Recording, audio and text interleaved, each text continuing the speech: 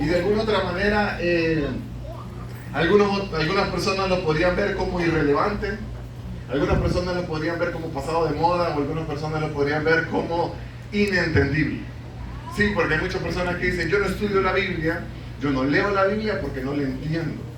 Y hoy vamos a tratar de encontrar ese error en esa frase de no entender la Biblia. Pero podríamos dar por sentado la palabra de Dios, podríamos dar por sentado, de hecho, que en la cultura actual que vivimos, hay una corriente que cree que la Biblia está llena de errores y de contradicciones. Hay algunas personas que creen que la Biblia es un conjunto de dichos pasados de una persona a otra por muchos años y que es inevitable que la Biblia tenga errores porque fue la boca hablada de una persona a otra. Hay personas que pueden creer de esa manera, pero en el mejor de los casos, si nosotros damos una pequeña mirada y vista a lo que significa la palabra del Señor, a lo que significa la Biblia, y encontramos de una manera histórica, cultural, arqueológica inclusive, de lo que significa la palabra de Dios, nos vamos a dar cuenta que es el libro más importante del mundo. Es un libro certero. Dígale que tiene la par, sin errores. Perfecta.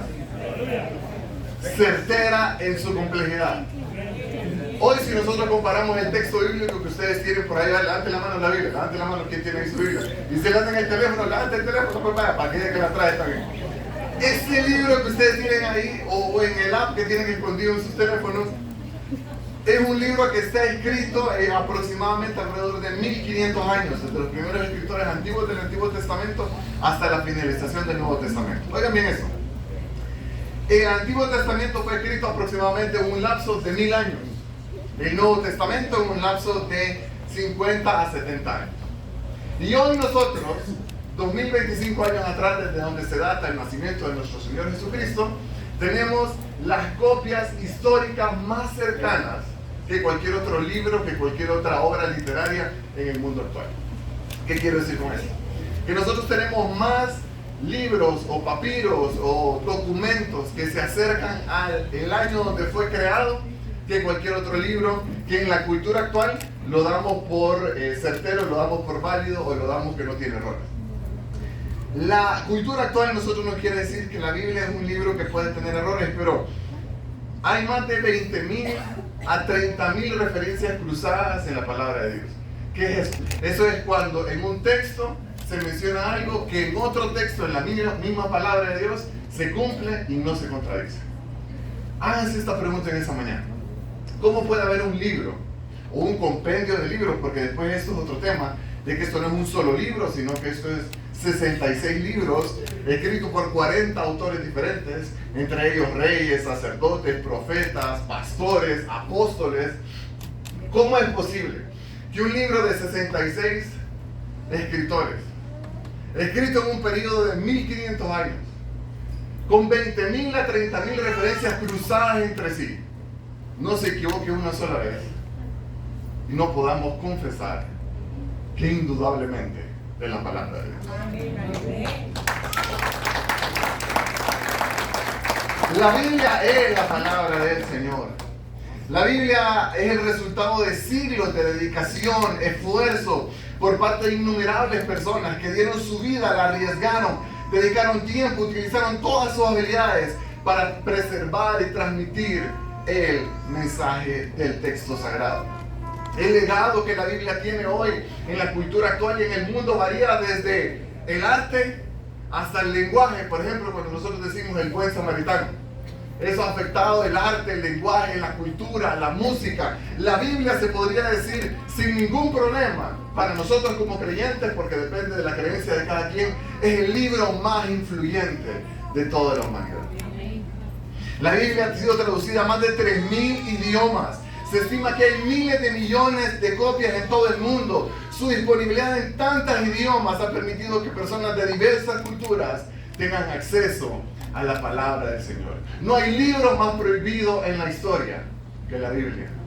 Porque las personas en sus ideologías o gobiernos o con la palabra, dictadores o personas que quieren gobernar prohíben la palabra del Señor porque la prohíben por algo, porque la palabra es peligrosa. Porque conoceremos la verdad y la verdad nos hará libres. La Biblia es la palabra de Dios, es digna de toda nuestra confianza, es autoritativa y no tiene errores. Lo que está ahí afirma una importancia transformadora y nadie debe ignorarla. Podemos siempre confiar en la palabra del Señor, porque la palabra de Dios es su misma palabra. ¿Podemos entonces nosotros confiar en ella? Claro, podemos confiar en ella. Ahora, vámonos a un texto, o bueno, antes de entrar a 2 Timoteo, quisiera que solo leyéramos de una manera breve estos textos, y si los quieres solamente escuchar no hay ningún problema. La palabra es verdadera, objetivamente cierta y certera. ¿Qué quiero decir con eso? Nosotros podemos buscar y nosotros podemos leer, nosotros podemos orar, nosotros podemos platicar con alguien, nosotros podemos escuchar muchas maneras de escuchar la voz de Dios. Hay muchas maneras de encontrar la voz de Dios. Pero si hay una manera que es la más objetiva de todas, es la Biblia que nosotros tenemos en el reino. Todo lo demás, de alguna otra manera, puede tener un sesgo subjetivo, emocional, dependiendo de las circunstancias, de la relación, de un montón de factores.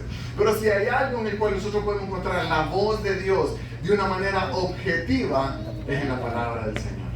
Isaías 48 dice lo siguiente: sécase la hierba, marchítase la flor, mas la palabra del Dios nuestro permanece para siempre. Esa es la inmutabilidad y la eternidad de la palabra del Señor.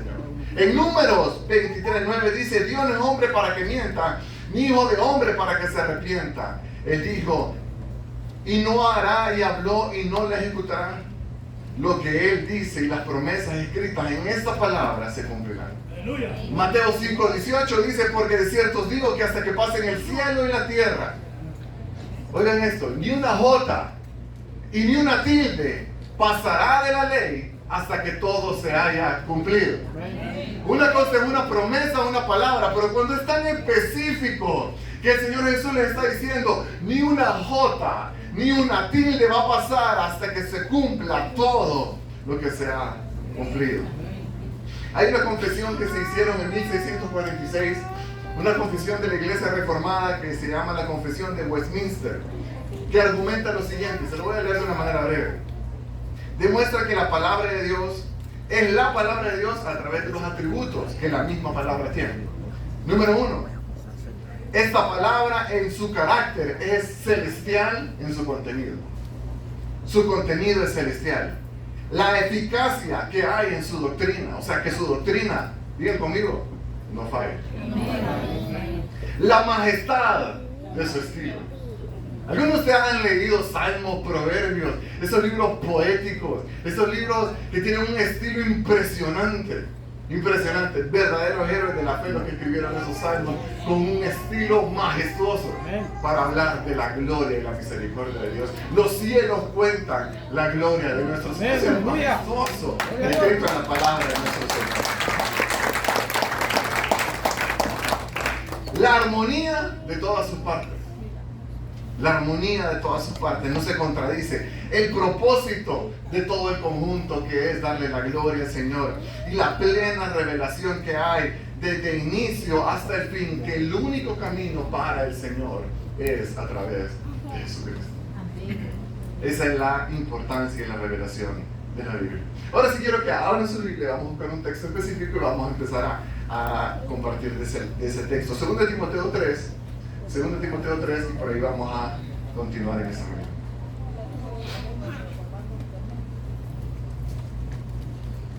Segundo Timoteo capítulo 3.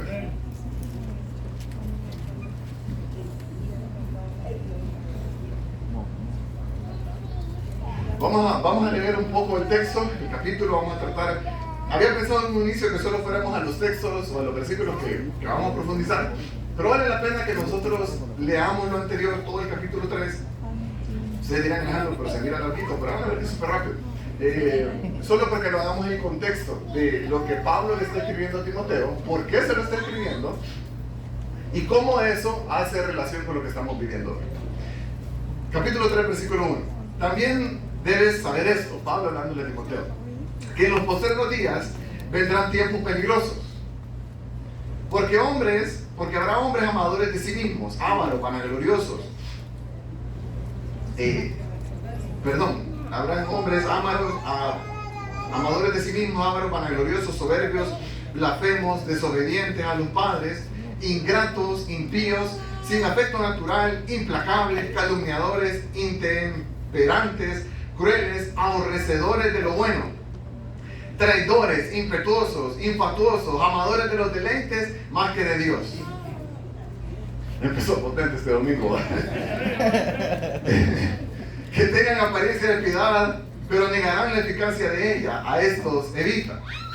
Porque de estos son los que se meten en las casas, miren esto, y llevan cautivas a las mujercillas cargadas de pecados, arrastradas por diversas concupiscencias. Estas siempre están aprendiendo y nunca pueden llegar al conocimiento de la verdad. Y de la manera que Janes y Jambres resistieron a Moisés, haciendo referencia al Antiguo Testamento, así también estos resisten a la verdad, hombres corruptos de entendimiento, réprobos en cuanto a la fe. Mas no irán más adelante, porque su insensatez será manifiesta a todos, como también lo fue la de aquellos. ¿Vamos bien? A ver. Pero tú, entonces hace un contraste. Pablo le da como ese 1, 2, 3, 4, 5, 6 de todos los adjetivos y calificativos y posibles innumerables personas que hay en ese tiempo actual al cual estaba hablando, pero que también hacen sentido en el tiempo en el cual nosotros vivimos, ¿verdad que sí? Hay de todo lo que nosotros podemos ver. Y de hecho que en algunas de esas características nosotros también podemos decir amén, pero al final, cuando Pablo está haciendo el contraste, le dice, están todos ellos, más tú, Pablo, más tú, Timoteo, tú has seguido mi doctrina, conducta, propósito, fe, longanimidad, amor, paciencia, persecuciones, padecimientos, como los que me sobrevivieron en Antioquía, en Iconio, en Listra. 3 ciudades que Pablo le está mencionando a Timoteo, porque en la primera a Pablo lo amenazan y lo expulsan de la ciudad, que es en Antioquía. En la segunda, en Iconio, casi lo lapidan y lo tiran, le tiran las piedras. Y en la tercera, ahí se le tiraron las piedras, en Listra, ahí lo apedrearon y lo dieron por muerto.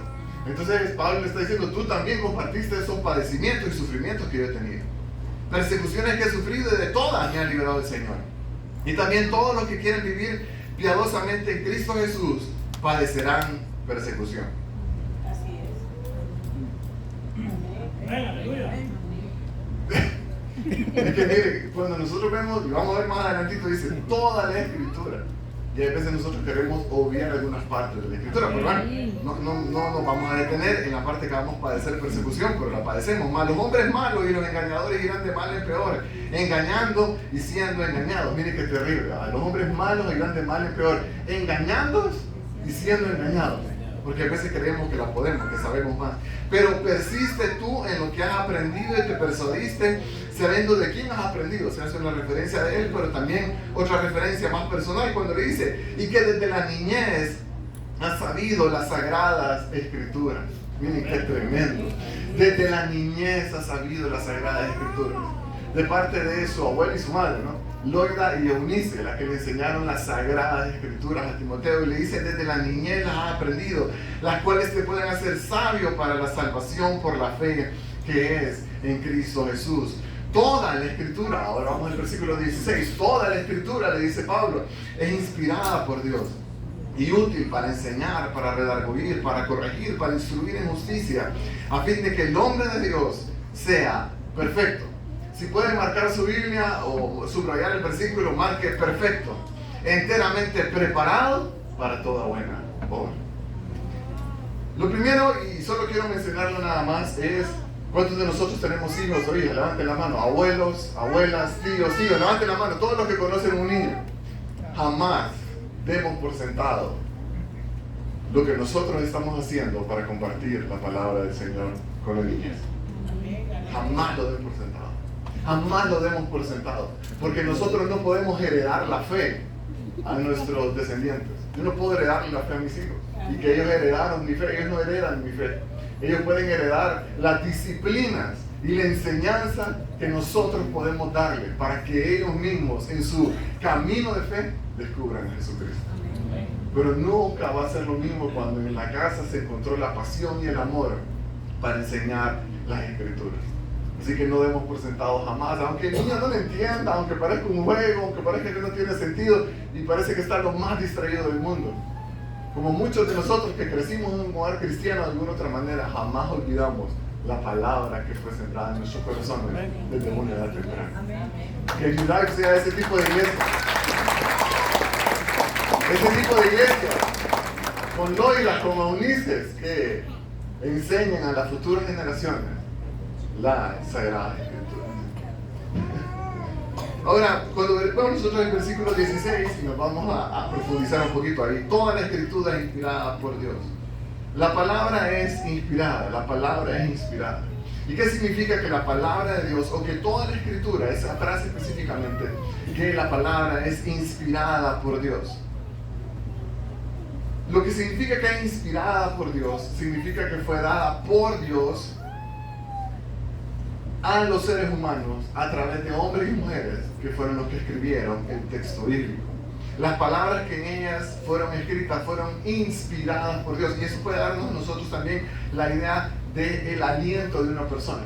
Cuando Dios inspiró o suspiró su palabra en la Biblia. Y eso nos hace a nosotros entenderlo de otra manera distinta. No solo es que fueron inspirados los autores para escribirla, sino que al ver esas letras, esas comas, esas tildes, esos párrafos, esos números, esas ideas detrás, esos textos literarios, esa manera como se combina, cómo se hace y se habla de una de la otra, podemos ver que en toda su complejidad es Dios mismo hablando. Toda la palabra es inspirada por Dios. Eso no es un soplo solamente de los autores humanos, sino que es un soplo de Dios mismo para la humanidad. Dios exhaló para afuera su palabra santa para nosotros. Esto es una extensión del Señor mismo para nosotros. No hay libro como este en su continuidad y consistencia. No hay libro como este en su honestidad. No hay libro como este en su circulación. No hay libro como este que ha sobrevivido por tantos años. No hay libro como este con tanta influencia y el poder para cambiar nuestras vidas. Cuando nosotros decimos que la Biblia es inspirada por Dios, podemos decir, como dijo Dean Afford, que el significado cuando hablamos de la palabra inspirada por Dios es que toda la Escritura fue inspirada por Dios. No hay nada en esa Biblia que no haya sido inspirado por Él.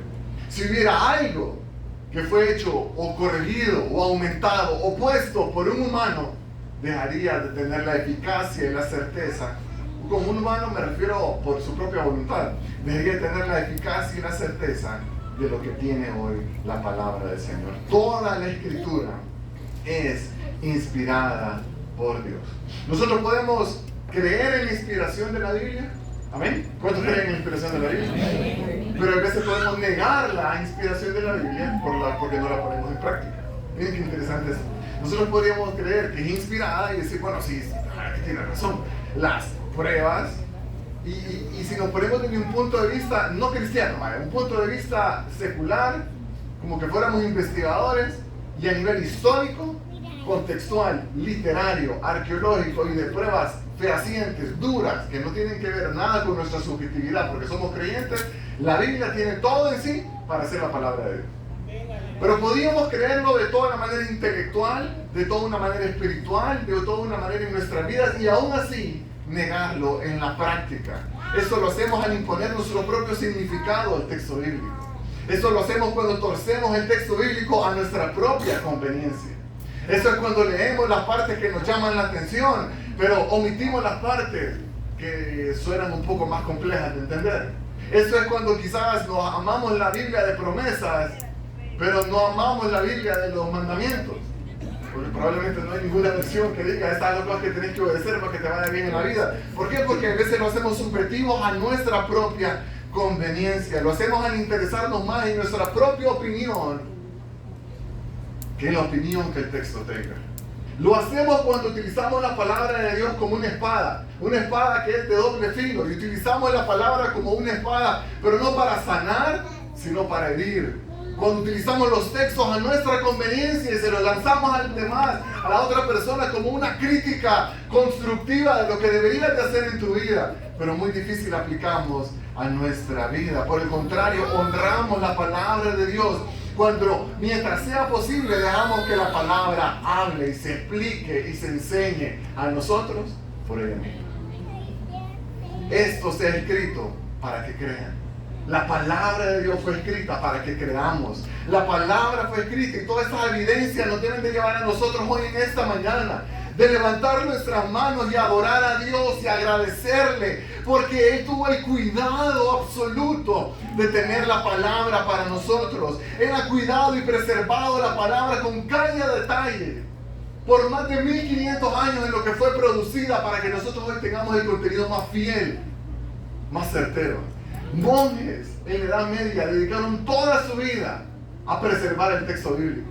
Es que hoy nosotros quizás no tenemos la conciencia entera de lo que fue, pero judíos, escribas, se dedicaban día y noche a redactar y a escribir y a copiar la palabra para que fuera transmitida, porque no había imprenta, y después pasaban por otro proceso de comprobar el texto, y otro escriba tenía que ir palabra por palabra, letra por letra, coma por coma, para validar que el texto no fuera adulterado en ningún momento.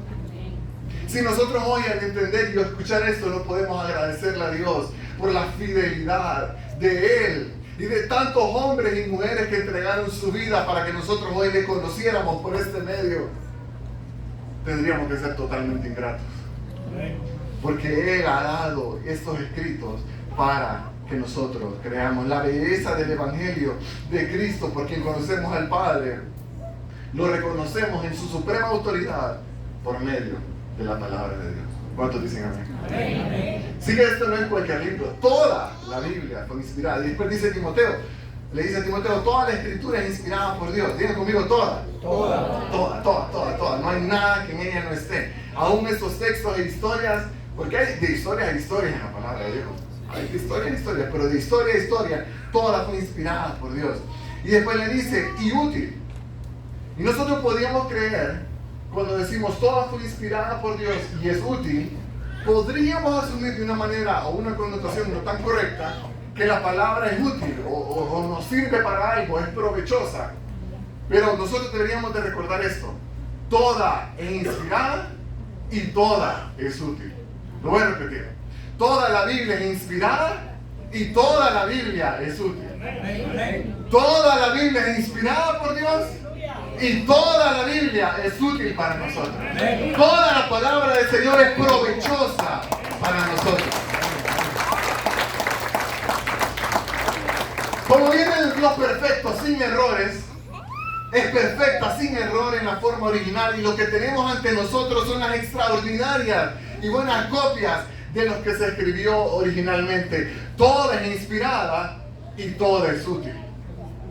Ahora, ocupamos intelectualmente entenderla toda para que transforme nuestra vida, no. Pero toda nos va a servir. Y ese es, vamos a derribar ese argumento. Yo no entiendo la Biblia, por eso no la leo. Ni yo la entiendo a veces. El pastor probablemente lucha con algunos textos. Hay teólogos que luchan con algunos textos porque no es fácil. Pero no quiere decir y niega la eficacia y la eficiencia y la utilidad de ella. Aunque en alguna parte no podamos entenderla por completo, toda es útil para cada uno de nosotros. Aleluya. Juan Calvino decía, ya sea que Amós, que era pastor, o Jeremías o Zacarías, cuyo lenguaje más áspero y rústico, en todas partes se aprecia la majestad de Dios de forma evidente. Y eso lo vamos a hablar al final. La gloria de Dios está escrita en todas las escrituras. Aleluya. Ahora, cuando vemos nosotros entonces que la palabra es inspirada, pero también es útil, vamos al segundo punto y es entender que toda la palabra que es inspirada, toda esa palabra que es útil, hace algo en nosotros. Y Pablo le da esta instrucción o este consejo, podemos decirlo, esta enseñanza, cuando le dice que hace en mí la palabra, hace tres cosas. Número uno, es útil para enseñar, es útil para redarguir o para corregir. Y número tres, es útil para instruirnos en justicia. Para enseñar, lo decimos que es, entendemos o aprendemos qué es lo verdadero acerca de Dios. Si hay alguna manera que nosotros quisiéramos conocer a Dios, algunos, adelante las manos que han dicho, yo quiero conocer a Dios. Quiero conocer a Dios. Es una frase común, ¿no? Decimos, quiero conocer a Dios, quiero conocer más de Dios. No hay otra manera más objetiva, más práctica, más sencilla, más realista que leer la Biblia que tenemos acá. No hay top 5 consejos para conocer a Dios. Top 7 pasos para ser un hombre más espiritual. Top 5 maneras de poder ser una mujer llena de fe. O más sumisa, ¿no? O más obediente. O top 5 consejos para ser humilde. La Biblia, toda en su complejidad, es útil para enseñarnos a nosotros. Este es el medio para conocer al Señor. Es útil también para corregirnos. Porque la Biblia tiene la autoridad para reprendernos y para corregirnos. Todos estamos bajo la autoridad de la palabra de Dios. Y como estamos bajo la autoridad de la palabra tiene autoridad sobre nosotros. Lo voy a repetir. Si todos nosotros estamos bajo la autoridad de la palabra, y la palabra es la autoridad nuestra, entonces la palabra puede a nosotros corregirnos. Es como un padre con un hijo. Si el hijo está bajo mi autoridad, yo tengo la autoridad de poderle corregir. La palabra es lo mismo, nosotros nos corrige. Por eso es que la palabra de Dios es viva y eficaz y más cortante espada que dos filos. El texto que había mencionado antes es en Hebreos 4:12. Y penetra hasta el alma, hasta partir el alma y el espíritu, las coyunturas y los tuétanos, y discierne los pensamientos y las intenciones del corazón. Podemos engañarnos a nosotros mismos, pero al leer la palabra nos parte por dentro. Porque hay textos que te hablan. El Espíritu Santo, que es el mismo Dios, utiliza la misma palabra que Él inspiró y en conjunto hacen una combinación letal para nuestro orgullo y para nuestro pecado y para nuestra soberbia. Porque a través del Espíritu Santo y la palabra del Señor nos corrige. Y número 3, la palabra nos instruye. ¿Qué quiere decir esto? Esto nos enseña cómo debemos vivir. Nos enseña cómo debemos vivir. Nos instruye en justicia. Nos dice cómo debemos nosotros de vivir. En Juan 17:17 dice lo siguiente. Cuando el Señor Jesús estaba orando por sus discípulos, en esa oración que el Señor hizo por sus discípulos: santifícalos en tu verdad. Tu palabra es verdad. Todo esto quiere decir algo muy simple. Nosotros podemos entender la Biblia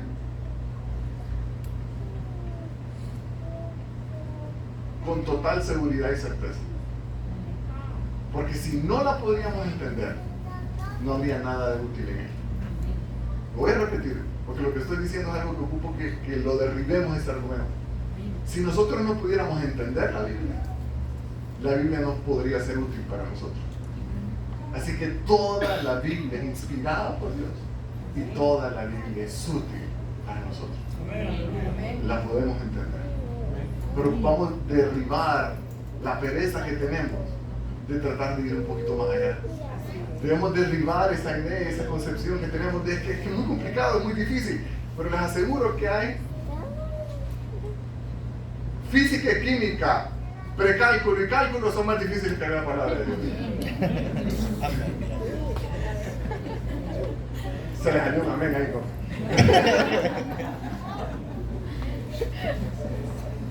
Pero no podemos dejar que el enemigo nos invada con sus mentiras y nos diga: es imposible, es obsoleto, está llena de errores, no la leas, es aburrida. Salgamos de lo habitual, salgamos de solo el texto que nosotros quizás queremos leer. Pero les invito, amados hermanos, con todo mi corazón, busquen en la palabra del Señor y les aseguro que la palabra nos transformará. Amén.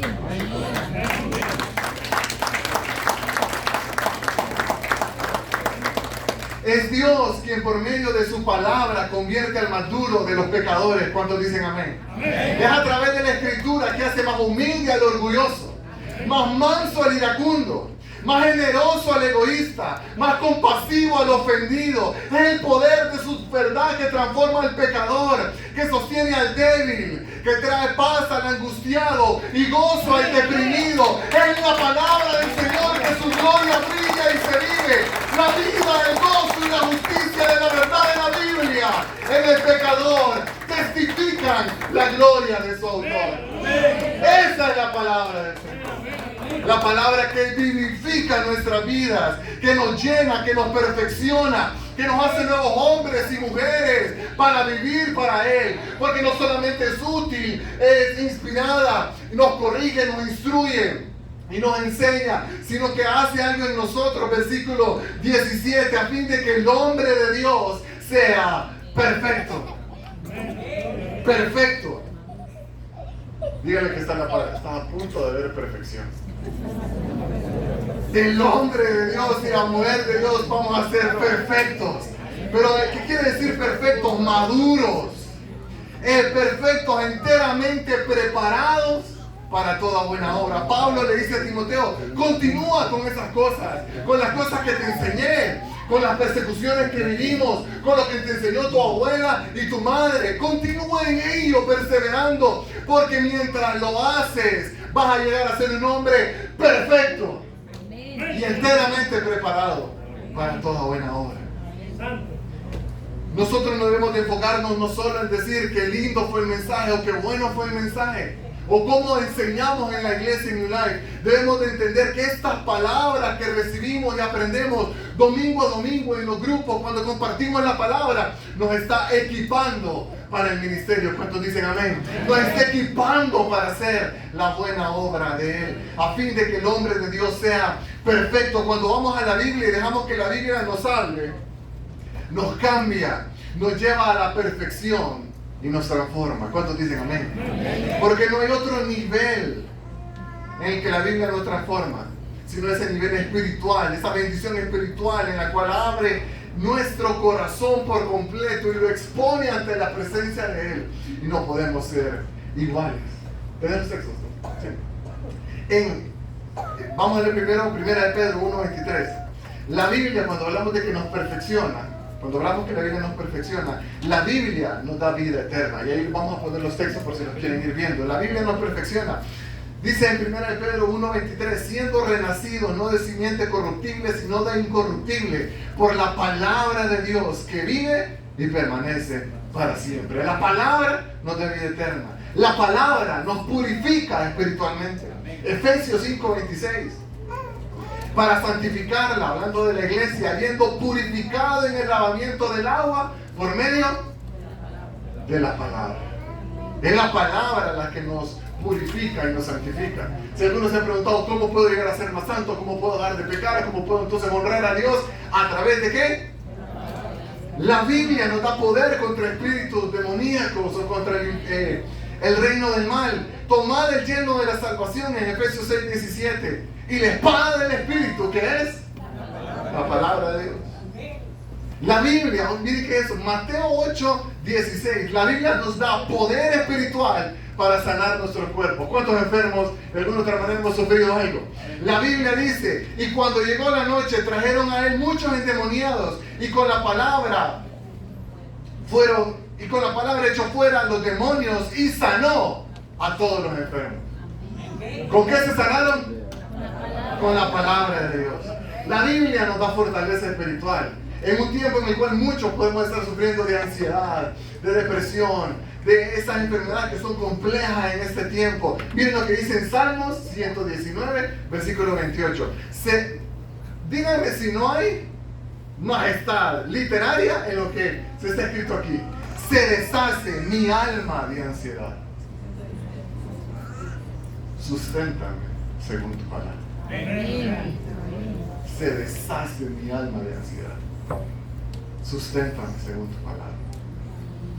La Biblia tiene poder para espiritualmente construir en nosotros fe, como dice en Romanos 10:17. Así que la fe viene por el oír. ¿Y el oír? La palabra. Toda es útil, toda es inspirada, nos enseña, nos corrige, nos instruye para ser perfectos y enteramente preparados para toda buena obra. Y lo último que quiero compartirles en esta mañana es que la palabra de Dios refleja la gloria de Dios. Y aquí nos vamos a ir un poquito más práctico, es cómo deberíamos leer y estudiar las Escrituras de modo que produzca un cambio en nosotros. Ya entendimos que todo es útil, que todo es inspirada, que es lo más certera, que es lo más perfecta, que no tiene errores, que es el producto de sacrificios de años de personas que entregaron su vida para que nosotros tengamos el texto bíblico. Pero ¿cómo nosotros ahora podemos comprenderla de tal manera, o estudiarla o leerla de tal manera que transforme nuestras vidas? Y hay muchas maneras, obviamente, pero no pretendo decir que esta es la única manera, pero una manera en la cual nosotros podemos leer el texto bíblico o acercarnos al texto bíblico es con la gloria de Dios en mente. ¿Qué quiero decir esto? Que la gloria de Dios nos es comunicada en lo largo de toda la Biblia. Las Sagradas Escrituras cuentan la gloria de Dios. Y todos sus libros anuncian la majestad del autor que escribió esta palabra. ¿Cuántos dicen amén? Amén. Un verso tras otro verso declaran su grandeza y su sabiduría. En ellos hay palabras, lenguajes que describen su gloria y su majestad. Esto hace que de varias maneras nosotros podamos contemplar y reconocer que indudablemente Dios existe y transforma nuestra vida. La Biblia habla y nos habla a nosotros de tal manera que nosotros podemos comprender el texto, la narrativa bíblica, bajo una premisa. La Biblia cuenta y narra la gloria de Dios. Ahora, ¿cuál es la narrativa bíblica? Si nosotros podríamos decir, bueno, si es un compendio de varios libros, entre ellos históricos, poéticos, proféticos, de sabiduría y de enseñanza, cartas específicas, ¿cuál es la historia narrada a lo largo de toda la vida? De toda la Biblia, perdón. Nosotros podríamos ver la Biblia o la narrativa bíblica en 4 facetas. Número 1, la creación. Número 2, la caída. Número 3, la redención. Y número 4, la consumación. Digamos, esas son como las 4 grandes facetas escritas en la narrativa bíblica. Y al nosotros abordar cada una de esas 4 facetas en la narrativa bíblica, podemos entender que cada una de ellas está conectada con la gloria de Dios. Voy a tratar de ser lo más específico posible. La buena creación revela la gloria del Creador. ¿Cuántos dicen amén? La creación revela la gloria de quien la creó. La caída y la ruina posterior revelan la consecuencia de rechazar la gloria de Dios. Cuando nosotros pecamos y rechazamos a Dios, estamos rechazando también su gloria. Pero la redención en Cristo es la mayor expresión de la gloria de Dios. La redención en Cristo es la mayor expresión de la gloria de Dios. Y la final consumación, cuando Él regrese de todas las cosas, será una experiencia eterna con la gloria del Señor. Una libertad gloriosa en cuerpos glorificados en la cual toda la creación va a participar para adorarle al único Rey y Señor que hay. Amén. Así que en la Biblia, la gloria de Dios se demuestra en la Escritura a través de los relatos de los grandes eventos de la redención en la palabra del Señor. La Biblia cuenta la gloria de Dios, pero en toda la Biblia apunta a algo bien interesante. La Biblia apunta a Cristo. La Biblia apunta al Señor Jesús. Podemos encontrar el amor y la gracia de Dios en todo el texto bíblico. Apuntan a Él. La Biblia fue escrita para dar gloria de Dios, pero también para que conozcamos que nosotros podemos ser redimidos en Cristo. Toda historia, toda palabra, todo lo que se comenta de alguna otra manera, ya sea directa o indirectamente, apunta al plan de redención para la humanidad. Es la carta de amor de un padre hacia nosotros como los hijos. ¿Cómo podemos leer la Biblia entonces? Leamos la Biblia con la gloria de Dios en mente. Leamos la Biblia pensando cómo este texto glorifica a Dios, cómo este texto me enseña acerca de Dios, cómo este texto me enseña a no rechazar la gloria de Dios, cómo este pasaje o esta verdad me ayudan a comprender de qué significa la gloria de Dios para mi vida. La gloria de Dios es el tesoro que se encuentra en cada página de la Biblia. Anhelemos ser personas que amemos la palabra del Señor, que la amemos por lo que es, que la amemos porque no es un mapa para la vida. Hay algunas personas que podríamos creer que la Biblia es un mapa para la vida. Y eso me refiero a como decir, seguir 3 pasos para que te vaya bien en la vida. Pero cuando leemos la Biblia como un mapa para la vida, nosotros nos ponemos en el centro de la historia. ¿Sí me entienden? Si yo la leo la Biblia como que eso fuera un mapa, entonces yo lo estoy usando para mi conveniencia. Pero esto no es un mapa para la vida. Porque no está hecha para que yo lo utilice para mi provecho. Está hecha para contar la gloria de Dios. Y para que yo conozca a Cristo, ser redimido por Él a través de la palabra. Entonces la palabra no es un mapa para la vida, porque nos pone en el centro.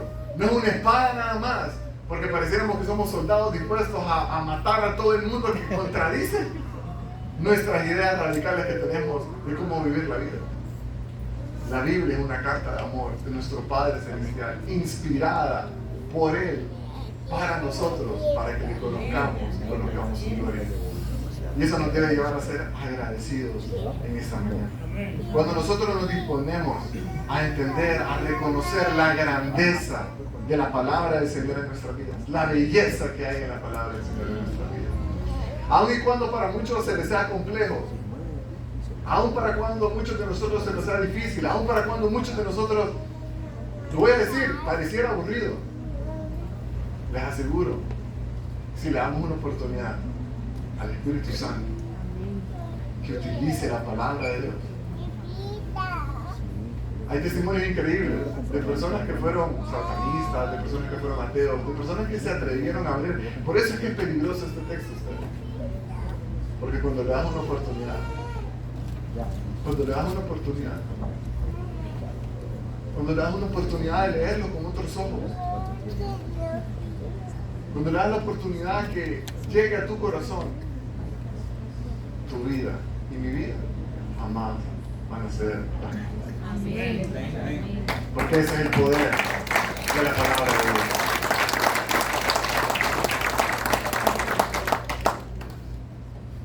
En una ocasión, el Señor Jesús está dando un mensaje, está con sus discípulos.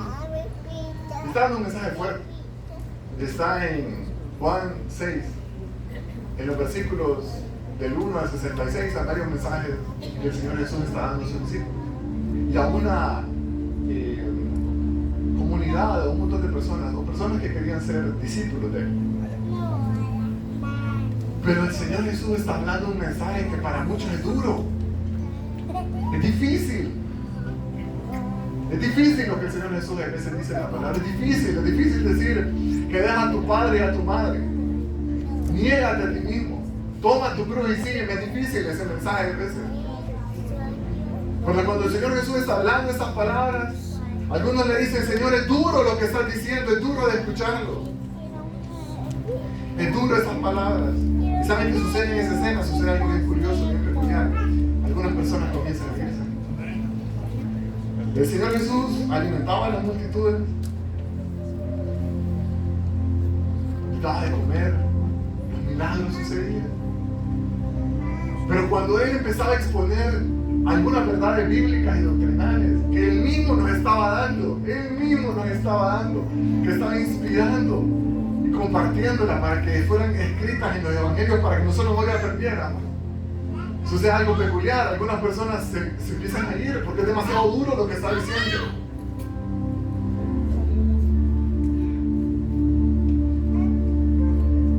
Y en el versículo 66 de Juan dice lo siguiente: desde entonces muchos de sus discípulos volvieron atrás y ya no andaban con Él. Y entonces Jesús en esta escena se regresa a los 12.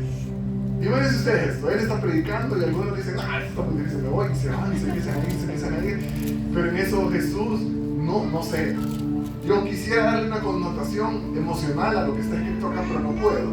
Pero la puedo imaginar. No sé si él estaba enojado, si él estaba triste, o se lo dijo fuerte, se lo dijo, no sé. Pero Jesús dice que se regresa a los 12, en versículo 67, y les hace esta pregunta: ¿queréis acaso irse también vosotros? ¿Acaso ustedes también se van a ir? Díganme si o no eso es confrontar. Eso confronta, eso es lo que hace el verbo que se hizo carne. ¿Acaso ustedes también se van a ir? Y en el versículo 68 le respondió Simón Pedro: yo no sé a ustedes cómo le respondió, pero me lo imagino lleno de temor. Y le dijo: Señora, ¿a quién iremos? Solo tú tienes palabra de vida eterna. Solo Él. Solo tú tienes palabras de vida eterna. La cultura, el mundo, mis amigos, mis familiares, inclusive hasta yo mismo, me puedo decir muchas palabras: palabras de ánimo, de aliento, de juicio, cualquier tipo de palabra. Pero solo hay alguien que da palabras de vida eterna. Les invito en esta mañana que nos pongamos de pie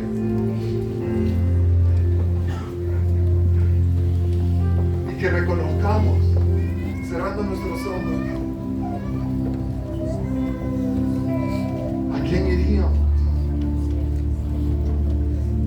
¿A dónde iríamos, Señor, si no fuera contigo, Padre?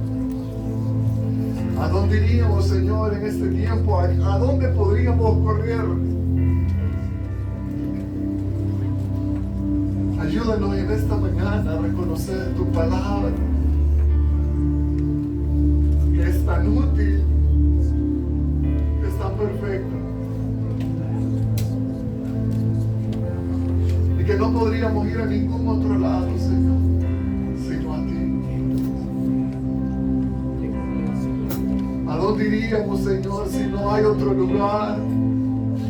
¿A dónde iríamos de tu presencia, escribió el salmista? ¿A dónde puedo escapar de ti, Señor? Si voy a los cielos, ahí estás tú. Y si me voy a lo profundo del Seol, ahí estás tú, Señor.